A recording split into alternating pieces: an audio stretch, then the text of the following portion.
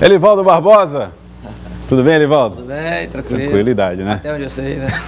Elivaldo Barbosa, vamos falar a respeito dessa reforma administrativa que o prefeito Firmino Filho está anunciando aí, Elivaldo. Olha, Joelson, a reforma começa exatamente por uma das principais instituições administrativas da Prefeitura de Teresina, a Fundação Municipal de Saúde. Com a saída de Silvio Mendes, anunciada aí há uns 20 dias ainda na campanha eleitoral, Dr. Francisco Pádua dirige ainda interinamente a instituição, mas a solução já foi dada e anunciada hoje, logo após a participação do prefeito numa celebração, numa missa dedicada aos idosos.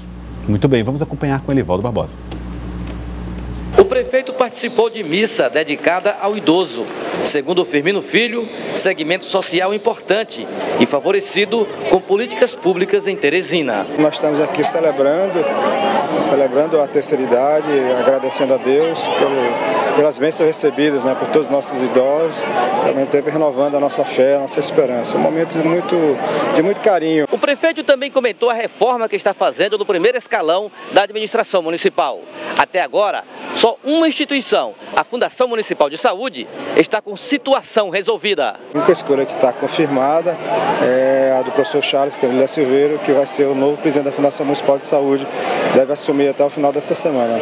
O prefeito também convidou Luciano Nunes para assumir a Secretaria de Administração, mas falta a resposta. Houve um convite para o deputado Luciano Nunes para que ele pudesse ocupar a pasta de secretário de administração, ele que já foi secretário de administração na época do prefeito Silvio Mendes, foi também nosso secretário de governo, foi também presidente da Fundação Municipal de Saúde.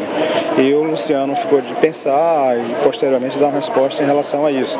A princípio ele disse que a prioridade dele era de trabalhar na advocacia, inclusive estava com alguns convites para alguns escritórios de advocacia, mas que ia considerar com muito carinho esse convite. Elivaldo Barbosa, Luciano Nunes. Encontrei com o deputado. Fazer parte do governo? Eu encontrei com o deputado Luciano Nunes na Assembleia. Encontrei com ele, disse, não, rapaz, não quero nem gravar a entrevista, não. E da conversa que eu tive, assim, rapidamente, informalmente, eu não percebi nenhuma disposição dele em aceitar o convite do prefeito Firmino Filho. Não quer fazer parte do primeiro escalão? Não quer, foi o que eu percebi. Eu posso até estar enganado, errado, ele pode até aceitar e já assumir.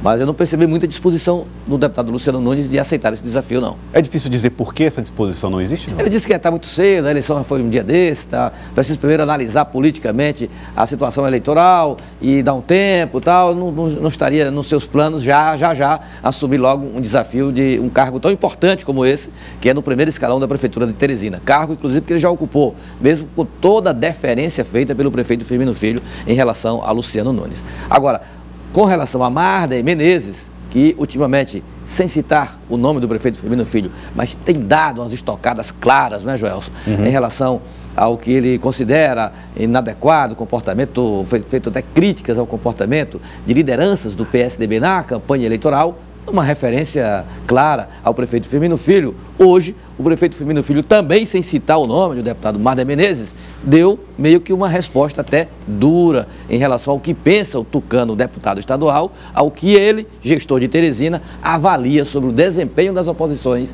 na eleição deste ano aqui do Piauí. Falou firme? Firme. Vamos acompanhar com o Elivaldo Barbosa. Olha, basta ver a estratégia que foi adotada, não apenas pelo PSDB, mas pelas oposições no último ano. Foi uma estratégia absolutamente equivocada. Tanto é que a oposição murchou de tamanho, a oposição não conseguiu vencer as campanhas majoritárias. Então escolheram a estratégia errada e agora, ao final do processo, ao invés de reconhecer os erros do passado, procura algum tipo de bode expiatório. Isso aí é muito clássico. E essa eleição ela foi perdida lá atrás, quando se escolheu uma estratégia equivocada de se enfrentar um governo com uma oposição dividida, de se enfrentar um governo com uma estratégia baseada numa candidatura do Senado para que depois escolher a candidatura de governo. Então, depois de tudo isso feito, chegou ao que era esperado, que foi a derrota. Apesar do bom desempenho do Luciano, apesar do esforço do Luciano, que foi um grande candidato, que todos nós torcíamos para que ele ganhasse, o resultado foi aquilo que foi esperado, porque a estratégia foi equivocada. E ao final do processo, como é que a estratégia não deu certo, o que é que se procura fazer? Procura-se um bode expiatório. Ou seja, é importante que essas pessoas tenham humildade de reconhecer os próprios erros. Tá aí então o Elivaldo Barbosa, o prefeito Firmino Filho, falando a respeito dos erros. Não era a estratégia dele, ele falou aqui que a estratégia dele seria unificar todo mundo. Unificar todo mundo, e não aceita essa carapuça de bode expiatório nele. Não considera, e continua firme defendendo que foi uma estratégia equivocada E quando ele fala em numa chapa montada, tendo como âncora o candidato ao Senado, é em referência ao candidato Wilson Martins. Wilson Martins, que assumiu a candidatura ao Senado como principal nome da chapa majoritária. E o prefeito Firmino Filho considera essa interpretação, essa visão, uma visão equivocada, tanto é que justifica a derrota completa da chapa, como também um desgaste muito grande do ponto de vista proporcional, onde a aliança não conseguiu eleger só 2 deputados estaduais e nenhum federal.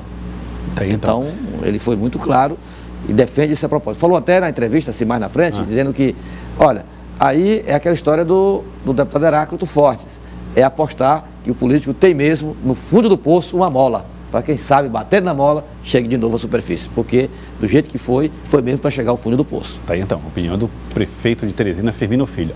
Hoje, no começo do Jornal do Piauí, Evaldo Barbosa, você falou daquele problema dos 48 milhões da conta do Estado que foram retidos, bloqueados pelo Tribunal de Justiça para o pagamento de precatórios.